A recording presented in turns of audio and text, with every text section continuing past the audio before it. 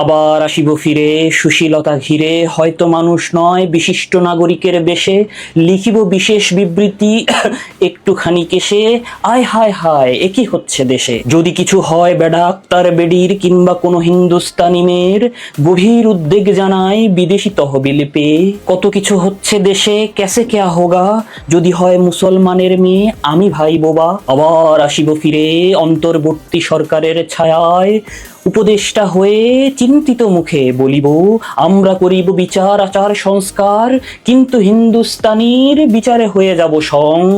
গত ১.৫ বছরে সংস্কারের পুরাই চুদলিং পং। হয়তো তখনও আমি টকশোতে বলিব মানবাধিকারের কথা, মানবকে তার মাপকাঠি নির্ধারিত হবে এক তাচ্ছিল্যের হাসিতে, যেখানে দাড়ি টুপি হিজাব থাকলে অধিকার দেওয়া হবে একটুখানি দেরিতে।